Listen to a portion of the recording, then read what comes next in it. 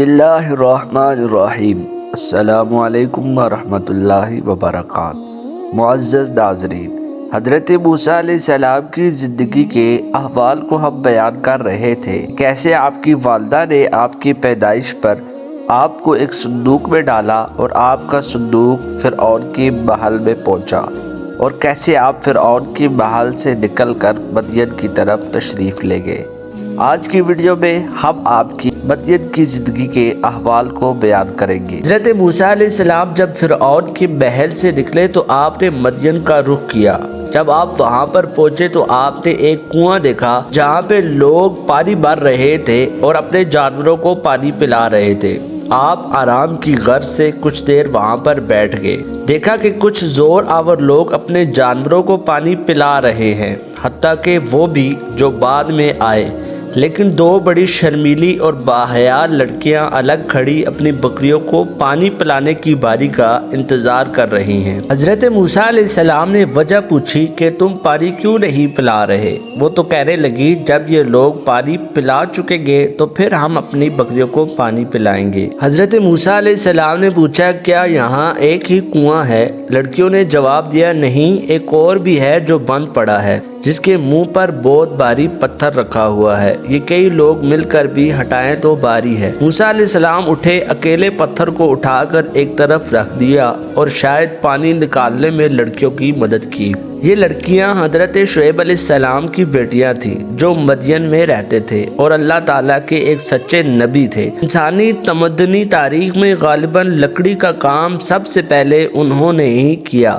جب لڑکیاں بکریوں کو پانی پلا کر خلاف معمول اس دن جلدی گھر چلی گئیں تو حضرت شعیب علیہ السلام کو تجسس ہوا، پوچھا بیٹا آج جلدی باری کیسے آ گئی؟ بیٹیوں نے جواب دیا اس طرح کا ایک غیرت مند مسافر تھا جس کی کوئی متعین منزل بھی نہیں تھی، اس نے ہماری مدد کی۔ بچیوں نے اپنے والد کو مزید بتایا کہ ان کی مشکل وقت میں مدد کیجیے، ٹھکانہ دے دیجیے۔ حضرت شعیب علیہ السلام نے بیٹیوں سے کہا کہ جاؤ اس مسافر کو بلا لاؤ۔ بچیاں جا کر بڑے شرمیلے انداز میں موسیٰ علیہ السلام سے کہتی ہیں کہ آپ کو ہمارے والد صاحب بلا رہے ہیں۔ حضرت موسیٰ علیہ السلام ساتھ چلتے ہیں۔ حضرت شعیب علیہ السلام حال احوال پوچھنے کے بعد انہیں اپنے گھر ملازم رکھ لیتے ہیں جن کی ذمہ داری بکریاں چرانا تھی۔ بعد میں اپنی بیٹی کی شادی موسیٰ علیہ السلام سے کرا دیتے ہیں۔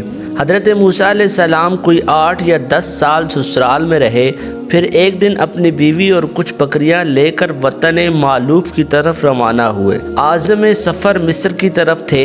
فلسطین سے رات کے وقت گزر رہے تھے، سخت سردی تھی، طور سینا نزدیک تھا کہ پہاڑ کے دامن سے جلتی ہوئی آگ نظر آئی۔ آپ نے اہلیہ سے کہا ٹھہرو میں جا کر آگ کا کوئی انگارہ لے آؤں۔ آگ جلا کر تاپتے ہیں، چونکہ راستہ بھی بھولے ہوئے تھے، کہا کہ ان سے راستہ بھی معلوم کر لوں، شاید وہ جانتے ہوں۔ موسیٰ علیہ السلام جو ہی نزدیک گئے تو آواز آئی موسیٰ اپنی پاپوش اتار کر آؤ، میں تمہارا رب ہوں۔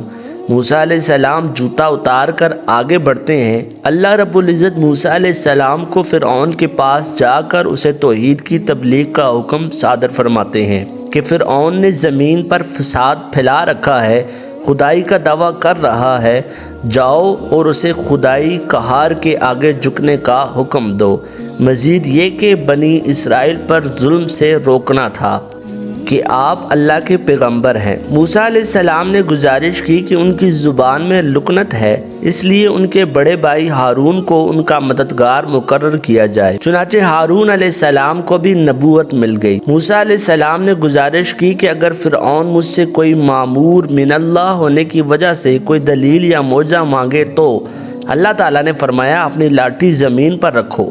جب رکھی گئی تو بہت بڑا اژدہا بن گئی۔ اللہ تعالیٰ نے فرمایا موسیٰ اپنی لاٹھی کو اٹھا لو، تو موسیٰ علیہ السلام نے اس پر اپنی چادر ڈال کر سانپ کو پکڑا جو ہاتھ میں آ کر دوبارہ لاٹھی بن چکی تھی۔ پھر فرمایا اپنا غالباً دایاں ہاتھ بغل میں ڈال کر نکال لو، موسیٰ علیہ السلام نے ایسا کیا تو ہاتھ چمک رہا تھا۔ چنانچہ نبوت کے مقام پر سرفراز کرنے کے بعد اللہ تعالیٰ نے موسیٰ علیہ السلام کو حکم دیا کہ جاؤ جا کر فرعون کو نرمی سے توحید کی دعوت دو، شاید کہ وہ رائے راست پر آ جائے، اور اسے بنی اسرائیل پر مظالم بند کرنے کی ہدایت دو اور کہو کہ وہ انہیں آزاد کرے۔ یہ حکم خدا بندی پانے کے بعد موسیٰ علیہ السلام اپنے بھائی حضرت ہارون علیہ السلام کو لے کر پہلے تو اپنی قوم کے پاس جاتے ہیں، انہیں تسلی دے کر کہ ان کی آزمائش کے چند ہی دن رہ گئے ہیں، پھر فرعون کے دربار میں تبلیغ حق کے لیے جاتے ہیں۔ موسیٰ علیہ السلام اسے کہتے ہیں کہ ہم اللہ کے پیغمبر ہیں اور تمہیں خدا کو یکتا ماننے کی دعوت دیتے ہیں۔ موسیٰ علیہ السلام کی دعوت سن کر وہ ہنسنے لگا، مذاق کرنے لگا، کہنے لگا خدا تو میں ہوں۔ موسیٰ علیہ السلام نے کہا کہ خدا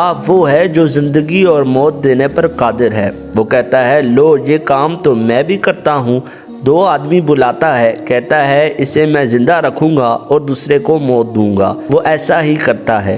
موسیٰ علیہ السلام کہتے ہیں اللہ تعالیٰ سورج کو مشرق سے طلوع کر کے مغرب میں غروب کرتا ہے، اگر تو خدا ہے تو مغرب سے طلوع کر کے مشرق میں غروب کر کے دکھا۔ اس پر فرعون لاجواب ہو جاتا ہے۔